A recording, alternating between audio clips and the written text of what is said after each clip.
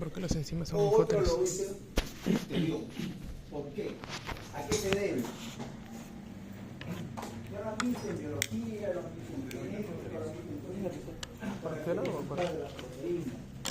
En este caso, las enzimas, ¿no?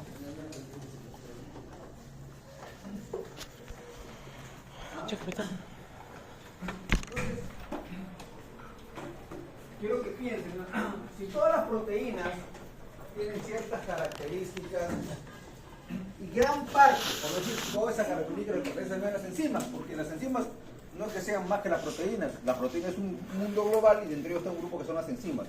Entonces, una de las características de las enzimas, de las proteínas, y por ende de las enzimas, es que sean anfóteros o llamados ulteriores. Y eso tiene que ver mucho con el pH, la disociación y el pKa. ¿Bien? Entonces, vamos a ver algo breve para... He tratado de hacer lo más resumido posible y ustedes que lo entiendan para su examen. Entonces, ahí sí tenemos nosotros, ¿cuántos aminoácidos tenemos más o menos aproximadamente?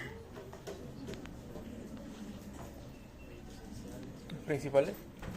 En total, ¿cuántos tenemos? Aproximadamente, viendo varios libros, aproximadamente, es como dijeron yo, ¿cuántos elementos químicos hay? Aproximadamente 115, 113, con tendencia más. Entonces, aproximadamente hay 300 aminoácidos. De esos 300 aminoácidos, obviamente solo nos centramos más en los aminoácidos esenciales. ¿Sí? O los más que esenciales, a los estándares, que son 20. Pero son un sinnúmero de aminoácidos para 1000 de proteínas. Entonces, todos tienen esa característica, ¿sí? El grupo amino y el grupo carboxilo. El carbono que está azul, no quiero que se olviden, es el carbono alfa. Una manera de identificar a los aminoácidos, a las proteínas, es a través del carbono alfa. ¿Qué es lo que va a crecer? ¿O qué es lo que va a cambiar? ¿Qué es lo que le va a dar esas características a la proteína y a las diferentes enzimas? La parte R. Esa R va a comenzar a crecer. Si esa R se cambia por una H, es una glicina. Si esa R se cambia por un grupo fenólico, probablemente sea una tiroxina. Entonces, y así, va a esa R. Entonces, una característica es lo que tenemos acá, ¿sí? El grupo amino y el grupo carboxilo. Y esa característica también es lo que le permite pues, hacer su historión, porque el hecho de que tenga esos grupos se va a comportar en ciertas maneras, ¿sí? Como un ácido o como una base. O en el peor de los efectos, ni como base ni como ácido, como un neutro. Entonces, acá hay muchas maneras de poder a los aminoácidos nombrarlos. Así como ustedes nombraron en la química orgánica, escogían la cadena más larga, vean el mecanismo, escogían dentro de esa cadena más larga aquel que tenga más grupos metilos o etilos. Entonces, nosotros un poquito más sencillo, a partir de ese aminoácido alfa, todos los que van hacia la mano izquierda, ¿sí? El R que va a crecer, porque el grupo amino y el grupo carboxilo son casi perennes, se comienza a denominar con letras griegas, ¿sí? Beta, gamma, delta, etc.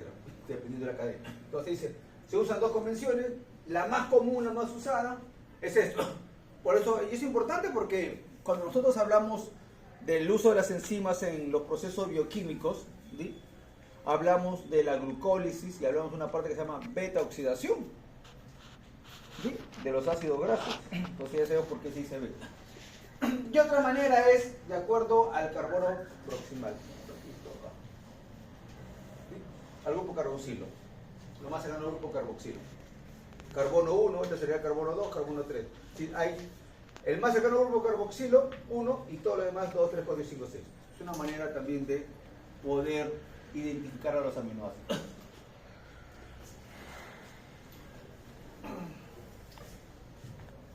Esto, hablamos de lo que se llama un espejo, le expliqué un poco ese día en la práctica.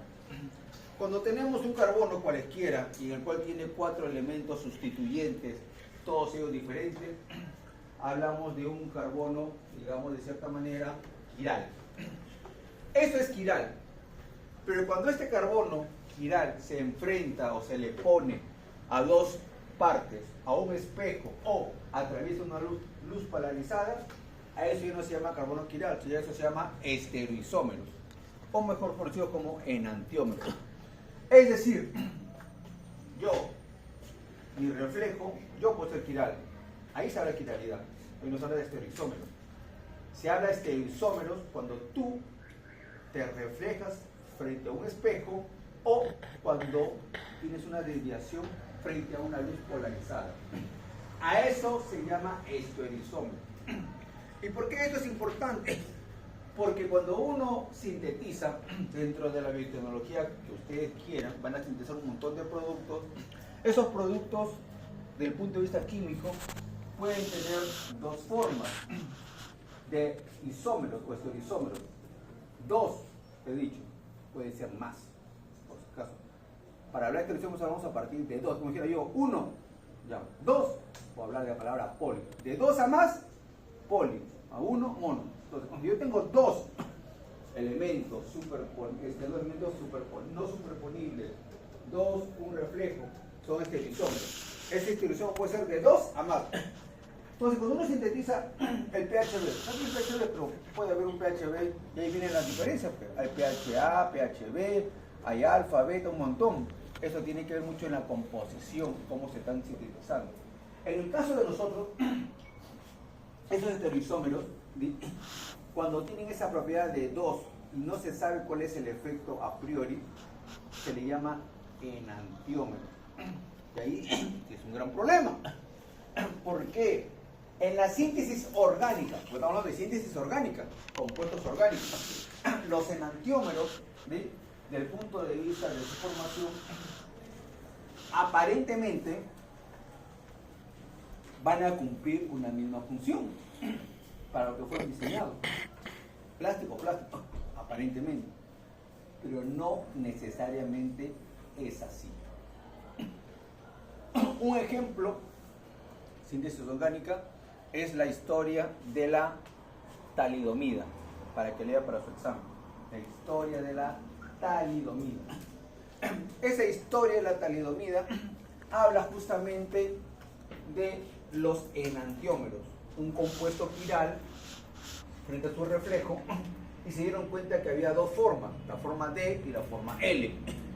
A eso en ese momento no se le llamó así, se le llamó racemato, que era un compuesto, ¿sí?, que sintetizó la talidomida y que lo sacaron y dijeron, bueno, esto contribuye a lo que tiene que hacer para las mujeres gestantes, para sus cólicos menstruales y todo lo demás. Y se dieron cuenta que lo sacaron.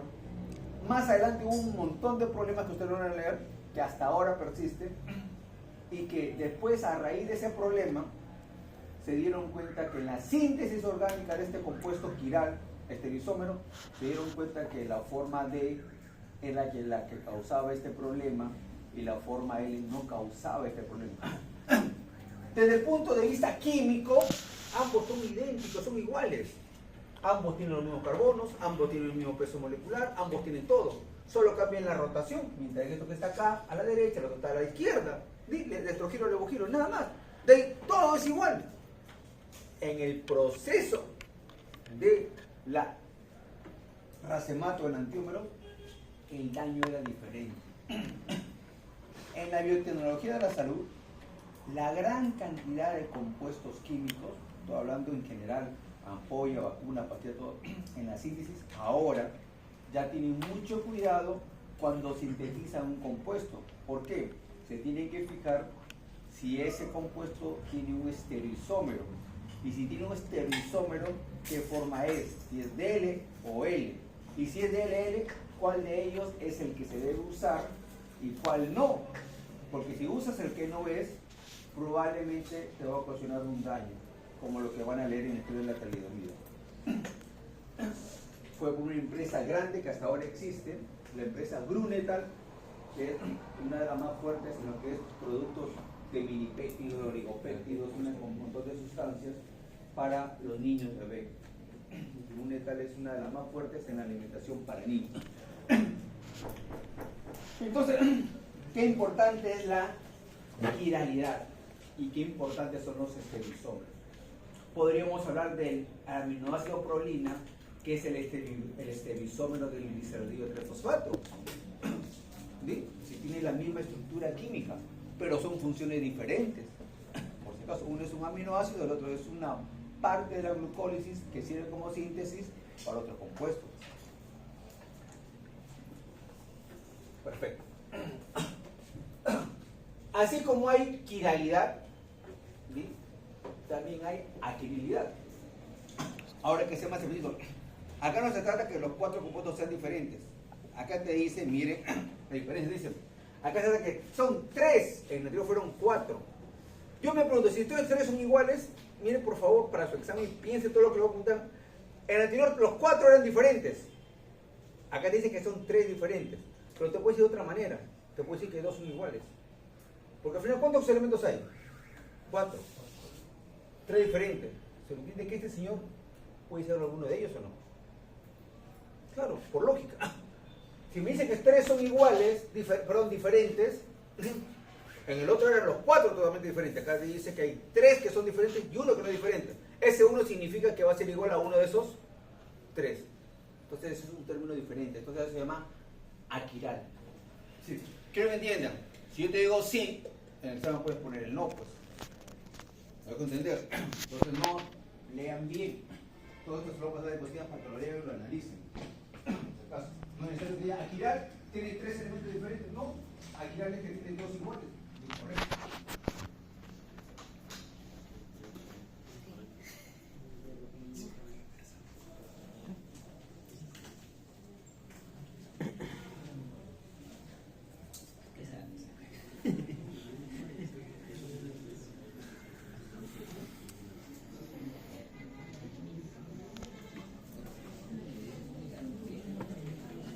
Aquiralidad. ¿Sí? Aquiralidad. Se lo puede girar que es aquiral. Nada más. Otra característica. ¿Sí? Como le dije, a raíz de ese fueron los estereoisómeros. Por eso cuando ustedes a veces agarran el libro de bioquímica y ven la glucosa, ¿sí? La glucosa D, glucosa L. Dentro de la glucosa D positivo y D negativo. L negativo. Y así, y aparece su contraparte, la fructosa. Entonces al final tiene como 8 elementos. ¿Sí? Transponible. Entonces, esto es el aminoácido, L-adenina, D-adenina, destrogiro y levogiro. Obviamente que en la glucosa es el OH, pues. ¿Sí? En la glucosa cuando hablamos de destro es el OH. El penúltimo carbono si está a la derecha o a la izquierda del OH.